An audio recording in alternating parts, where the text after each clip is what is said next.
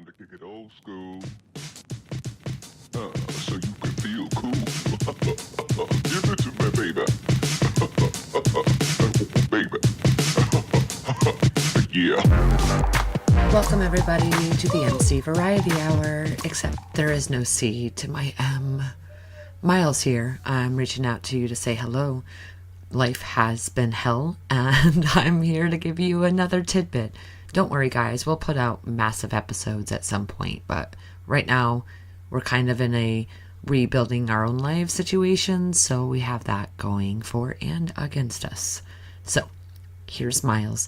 Crawford has been doing her due diligence and putting out small little bits for you guys to listen to while I attempt to create a sense of normalcy in my life, which has not been normal for a fucking month. But before I get into that rampage, I want to do a few quick and first and foremost shout outs. First of all, it's Mother's Day. So Mom, I don't even know if you listen, but if you do, I love you. Man, this has been a hard month and I appreciate your strength through all of it. To all the other mothers, trust me, if you listen to this podcast, you'll understand how much more I appreciate you than I ever have before. And that is my drink that you hear. I was drinking some beer before because nobody bought me whiskey for Mother's Day.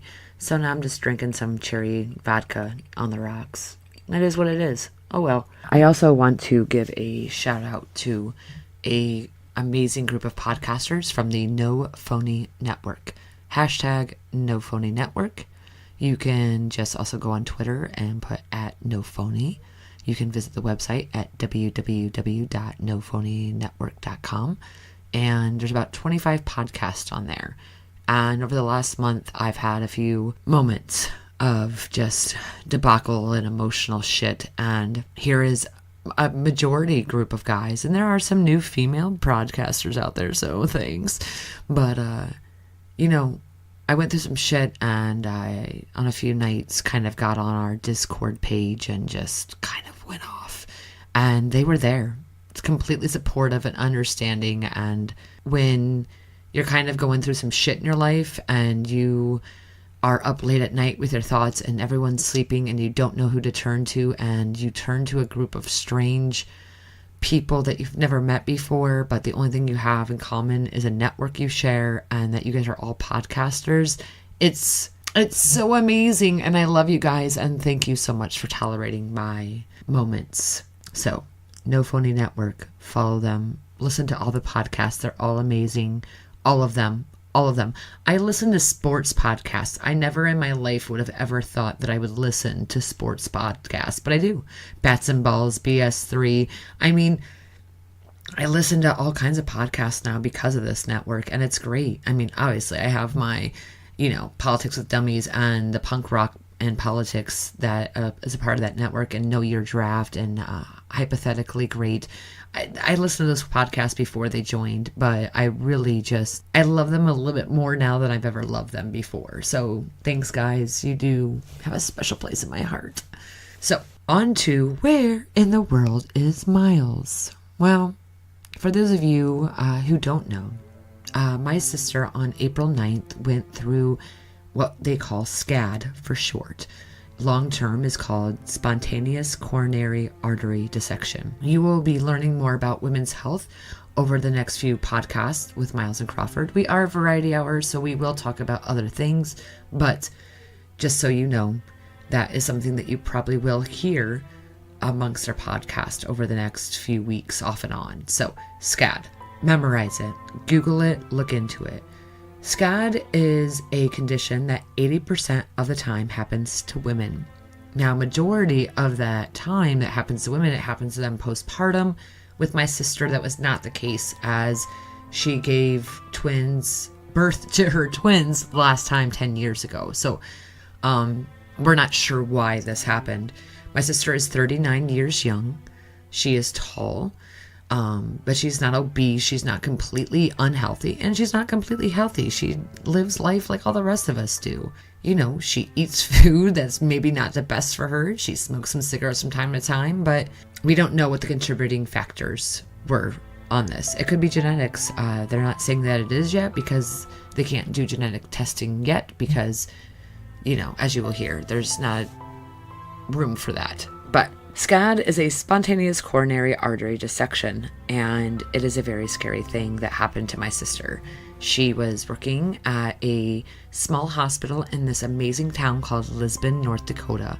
If you look up Lisbon, it's a very tiny, tiny town in North Dakota. But she was lucky enough to work at a job that put her in a hospital that morning, and she was doing her paperwork, and she coughed. Like I've got a tickle in my throat, I'm going to cough, but that cough was very hard. And she said, "Oh, fuck, that hurts." And then she went down. When she coughed, her artery dissected from her heart. And that is how this entire situation began. So let's start there. When your artery dissects from your heart stops beating. My sister, Rachel, happened to be in a spot in which everything that she needed was at where it needed to be at. Defibrillators, nurses, doctors, all of them right there. They were able to revive my sister, get her stable, and transfer her up to Fargo, North Dakota, which is a bigger hospital with more medical equipment than what Lisbon had. Fargo was still she was still very, very shaky. No idea. Percentage of life was at 5% chance of living at that point. They were able to get her on this machine called ECMO, ECMO. And that machine is basically your life support. It takes all the blood out of your body and it puts blood back in your body and it oxygenates it. It stops your heart and your lungs from doing any of the work, and it does all the work for those organs. So they were able to get her on this ECMO machine, get her on a helicopter, and get her out to Minneapolis. And that is where I joined. So I live in Ohio. Minneapolis, Minnesota is about a 10.5-hour drive from where I live. You get a call on Monday that your sister has a 5% chance of living, and you're running around the house. And this is what your head says. And then is your head for a while. And I get my shit together, and we call my husband's amazing parents. They're so great. And we say, we need you to take the kids for a few days. So they take the kids. Me and my husband pack up our bags as quickly as possible, and we jump in the vehicle. Pillows, blankets, drop off the kids, just go, go, go, go, go. And we go. I mean, we sleep for a little while at gas stations and whatnot, and at that point, it's still fucking cold, and so you can't really just turn your car off, and you don't want to waste gas, and there's this whole thing. But we make it to Minneapolis on Tuesday morning. I'm able to go to her room, and I see my sister, who I haven't seen in about 5 years, because, again, we live... Now, Lisbon from Findlay is about a 14-hour drive. Probably like a 15-hour drive, actually, from where I live. And her nor I are very rich, so it's not like we can just jump on planes and go whenever we want to go visit our sisters. It's time and money. We both have children, jobs, the whole works, So it's been a while since we've last seen her. She was home last year for a friend's wedding, but I saw her for all but a handful of hours, which was nice. Don't get me wrong. But it wasn't like seeing my sister. So the last time I saw my sister, really saw her, had been at least 5 years. I walk into this hospital room and she's inflated with fluids. Machine on machine on machine on machine. Talk to the nurses.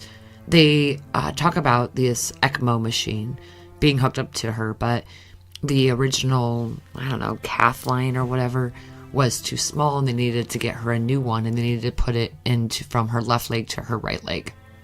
With the ECMO machine, there's only so many arteries that they can connect it to.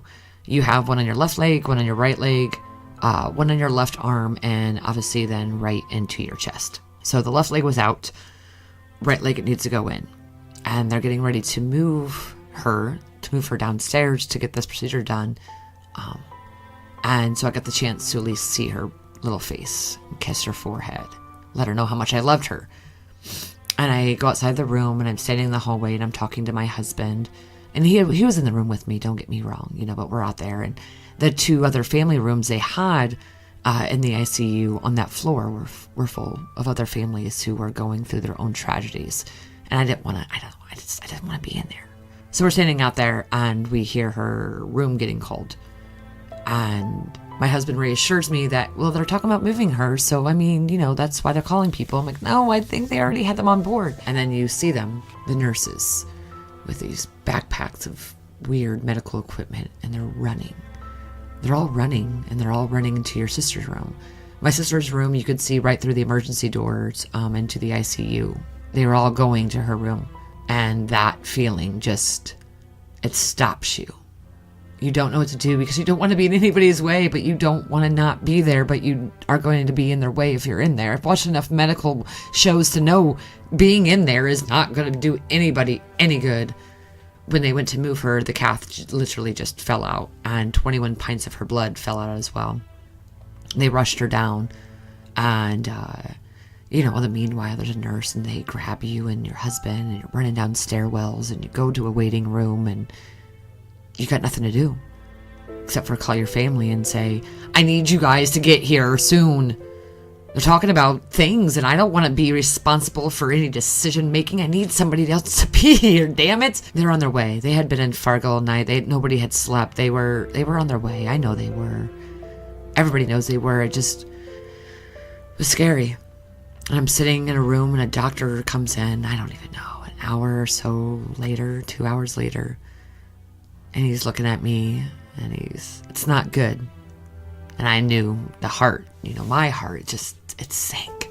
And it wasn't good. They had to perform CPR on her for 45 minutes, and they don't know how long her brain was without oxygen, but they were getting her stable again. And then everything becomes surreal. People start coming into the hospital, her husband and her kids and your mom and your dad and your sister and her sons and people you didn't even know. And I'm sitting there and I'm talking to my husband, and this girl looks over and she's like, you're Rachel's sister. What? How do you know me? Well, my sister married this wonderful guy, and that happened to be that wonderful guy's sister. And we're talking. And she knew who I was simply by the tone of my voice, because me and my sister sound so much alike. And so now I get to meet this technical sister-in-law that I never even knew that I had. And little by little, days go on days go on days. There's no answers except for she's stable. She's on life support. She's on dialysis. She's on everything that you can imagine her being on. And we've got nothing else. I want to stay in Minneapolis for the rest of my life, and I want to wait until she gets better. But, you can get hospital discounts at hospitals, like at the hotels nearby, but the hotels aren't free. I think everybody knows that I'm not exactly a rich woman with the greatest credit score. So, we could afford, and we stayed for a few days. We all shared hotel rooms and hotel costs and food costs because everybody needs to eat, or, and most of all, just drink, because we don't know what the fuck else to do in this time. All the meanwhile, a winter storm has to hit Minneapolis. Just has to fucking come. 18 inches of snow, quarter inch of ice. So we had to get on the road a day and a half earlier than what we wanted to when we left that Friday. And we got on the road and we drove home. My job, they told me, take as much time as you want, but I needed to see my kids, and I needed to go back to normalcy for a few days. Or unless, worst case scenario happens. So you go home and you're waiting. You're waiting for an update. You're waiting to find out what's going on. And it's so scary. Every hour, on the hour, you're just waiting and waiting and waiting. But you start kind of living a little bit. And the news starts coming in that your sister is responding. There's brain activity. She's squeezing hands. She's opening eyes. No fucking way. She is. That's so great. I'm so excited.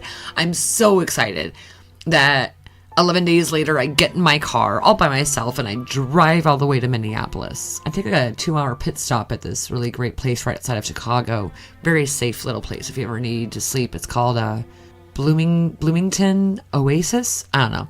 Very nice place. Very sweet. Tell the gas station attendant that you're sleeping out there. They keep an eye on your car. All is well. But I sleep for like 2 or 3 hours. Get back in my, I'm still in my car. And I continue the drive. And I show up that Friday morning, and I'm standing outside of her room, and her curtain is closed. Just wait. You can't wait to see this. What can I wait to see? And I go in my sister's room, a sister who 11 days ago had every machine hooked up to her. Her ventilator is out. She's looking at me. She is confused as fuck as to why I'm there. And she's whispering and she nods and she recognizes me. And the entire world just stops. It's going to be okay.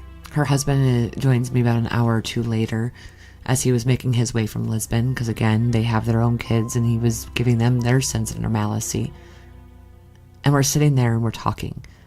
We're listening to her curse at the nurses because she wants to go back home and she wants to go back to work and she doesn't have any idea what just happened to her over the last 11 days. And it's so exhilarating. It's so promising. It's so great. It's becoming nightfall, and they're going to sedate her and let her sleep for the evening and give up her pain meds. You know, keep her less agitated, keep her warm. Let her be a little less scared, because you can tell that she's in fear of what's happening. So we leave. We have some dinner. We go to bed. We wake up the next morning. We meet up downstairs. We have a little bit of breakfast. She's doing so well. We can't wait. We're excited. You know, but we have breakfast first because, you know, we know that we're going to probably spend the entire day in her room, and we don't even know if we're ever going to even leave to go eat because we're going to be so great. We're just going to be able to sit and hold her hand and just watch TV together and just talk. But we get back to her room and everything happened all over again. About an hour before we got there, she flatlined. They don't know why. And she's going back on every machine that she just came off of. Blow. That was a blow to the gut. And you can't do anything. They have to take it back to surgery. All these things are happening and you can't do anything. Pace around a hospital, walk around the block.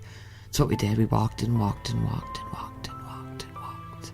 And then we came back and there she is, sedated, ventilator, dialysis, ECMO, all of it. It's back on. Her cardiologist was the best. Her cardiologist, Jason Bartos, look him up, Google him. Send him a thank you card, because I'm not even sure if I can ever put into words. But he sat on the floor. Me and Lee, again, were just sitting on the floor, just waiting for news, because we didn't want to go sit in that family lounge room area. It's so depressing. And he sat, and he talked to us, and he was real with us. And he was sympathetic, and he was kind, and he is everything that you could imagine any doctor on television to be. I mean, he's not like as handsome as all the doctors on television by any means, but when you want somebody to tell you anything, this doctor was it. And we know that we're back. We're back at the bottom of the hill. We were at the top of the hill, getting ready to rock that rock, push it over, and to start the recovery. And instead, the rock was heavy, and we fell all the way back down to the bottom. And this would happen. Some good news, some bad news, some good news, some bad news, some good news, some bad news. Last weekend we were there, and all of us could have almost sworn it was going to be the last time that we were going to see her. But that Sunday, as we were an hour or two before we were getting ready to hit the road, she squeezed some hands and she acknowledged us. 5 flat lines later, she's still surviving. Brain activity and all. And today on Mother's Day, we got to hear that they're putting her in a chair again, letting her sit up a little bit on her own. Ventilator's still in, but it's turned way, way down, so she's doing a lot of the breathing on her own. BP medication's being turned down to find out what her actual blood pressure is. And there's hope. There's hope for the first time in a long time. But she's still in the ICU, and we have a very long road ahead of us. And until she's at least out of the ICU, things have been very touch and go, and very scary, and very hard to deal with because she's 39 years young. No explanation. The only explanation they have right now is that she's a woman. She's had 3 arteries dissect and another one rupture. And there's no reason why it's happening. There's no, this is the reason, outside the fact that she's a woman. And that's all. So if you're a man listening to this, look at your woman and do me a favor and make sure that she has gone to her doctor recently. I'm not saying that any of these things can be prevented by seeing your local gynecologist or your local health physician, but if you're experiencing anything weird or abnormal or different, My sister hadn't been feeling well for a few months, and we thought it was one thing, and it was completely not even the thing that we thought it was.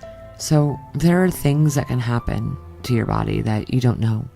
Women especially, because we carry estrogen, and estrogen has a problem with carrying blood clots. Me, I have what they call factor V Leiden, or Leiden, however you want to pronounce it. Factor V can do one of two things.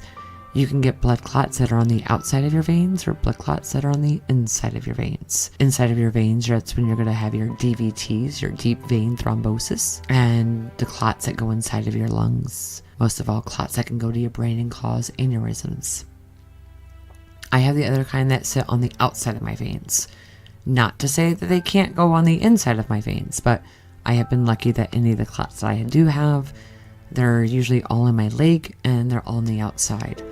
So I have to, make sure to walk around and make sure to sit. Can't walk too much, can't sit too much. It's a fun little balance game that I have to play. And women, because of our estrogen levels, especially those who are on birth control, are a lot more, especially those who are on birth control, have a lot higher of a risk of getting clots in their lungs and in their brains.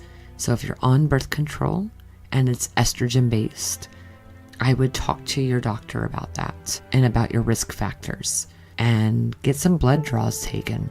Something simple, a simple preventative health measure. There's 5 different blood draws they do. It checks things for like factor V, C deficiency, I deficiency, and something else. And that little test right there can solve a lot of problems you could be having with your birth control. I was on Mirena for a lot of years. I made my husband get a vasectomy after I found out about factor V. Mirena is a better birth control for me because it's testosterone based and not estrogen based. Estrogen based would have probably caused my blood clots to be a lot worse. And who knows, maybe that's why I had epilepsy for a lot of years, was small little clots that were going through my body and causing my neurons to misfire and let me have seizures, because for a long time I was on estrogen based birth control, but we'll never know. So right now we're in the new uphill battle of getting my sister out of the ICU, and I'm in the uphill battle of learning how to go back to a doctor and be more effective in my health and to try new things like actually really working out 3 days a week and actually eating healthy and not just losing weight, but to start a different lifestyle. And that isn't to be preachy or tell everybody they need to quit doing what they're doing right here and right now and blah, blah, blah. Just live your life to the best capacity. But do me a few solids after listening to this. Make sure you have 1 preventative health measure doctor's appointment set up in the next month. 2, please. I don't have a will, and I will have a will by the end of summer. I don't like the wills. Ugh, having a will is gross. You gotta fucking talk to somebody about how you're gonna die. Oh, gross. Oh, God. But I've at least talked to all my family members about my wishes. How I want to be buried. How long do you keep up this? How if this does happen to me, how long do I want them to make life-saving measures? I want them, of course, to take life-saving measures for me, but do I want to be on life support for months and months and months? And what kind of quality of life am I going to have? All those things can happen in an instance. And I get it. Going to a lawyer can be expensive. I know that you can get your will done online for like $35 and all you have to do is get it notarized. But you really should find some way to make sure that, at least for the most part, your entire family around you knows what you would want. Because I know we're on the uphill, but when we were on the downhill, nobody has any idea what my sister, what her true wishes were. Which I know once she's out of it, she definitely would have wanted them, of course. Who doesn't want to live? She's got like 10-year-olds and kids and all that, of course. But we also live in America. Health insurance isn't free, and medical bankruptcy is going to be around the corner because we're talking millions of dollars of medical care right here that no one with enough fundraisers can be able to do unless Bill Gates wants to come and save us. Bill Gates, if you're listening, Bill Gates, please, Bill Gates, seriously. I'm just asking. I'm not asking for a miracle. I'm not asking you to take care of my entire family. I'm asking you to reach out to me and you can pay for my sister's hospital bills. That's all I'm asking for, because they're going to be in the millions of dollars, and I promise you, nobody in my family is that rich. So make sure that you guys know these kind of things, though. Make sure that you have an understanding, and that your loved ones, husband, wife, mother, father, brothers and sisters, never, if they ever have to have a conversation about what you would want, that you at least have something outlined. Even if it's not notarized, if it's not to a lawyer, that you've at least had the conversation. Because I don't want to go to a lawyer and I don't want to pay people money, but I've at least had the conversation with everybody about how I want to at least be buried when I die. And I don't know about life-saving measures yet still, but, you know, one step at a time. Things aren't always easy. And this wasn't meant to be a depressing podcast, but it was meant to be a realistic podcast to let you guys know that Miles's life has really sucked for the last month, but things are looking better, and that our podcasts are going to probably be some more tidbits in between, more than they are going to be a regular thing. But we're going to try to get back on track, and until we can, we appreciate you guys for your support and your love. Feel free to donate to our Patreon page, which you can do by just going to Patreon and finding Miles and Crawford Variety Hour. You can donate to us on Podbean, because hell, we could always use any kind of upgrade to the equipment, especially if we have to do this more long term in the aspect of driving back and forth. I would like to have like a one of those recorders that you could take with you, and it actually be wonderful and not have to worry about packing up amongst everything else, computer and a microphone and trying to find a quiet space and all that kind of stuff. So anyways, it would be appreciated. And if not, it is what it is. I know that right now I'm behind on giving a gift bag to the what is that? I owe one of our local goodie bags. I promised this back in Easter. I'm so far behind in life though. But to you, hashtag blackout, which is on Twitter at HTAGBLACKOUT pod. Hashtag blackout podcast. I know I owe you a goodie bag. I promised it weeks ago, and like I said, this is my very first weekend home, and this upcoming week I'm hoping to get my shit together. So I'll send you a goodie bag. And for all of you out there, if you're not going to take care of yourself, look at your loved ones and make sure that they are. And if anything else, reach out to your sisters and brothers and moms and dads and all of those ones that live maybe a little bit too far for you that you don't see all the time, and just let them know that you love them. Because shit like this comes at you real fucking fast. But don't worry.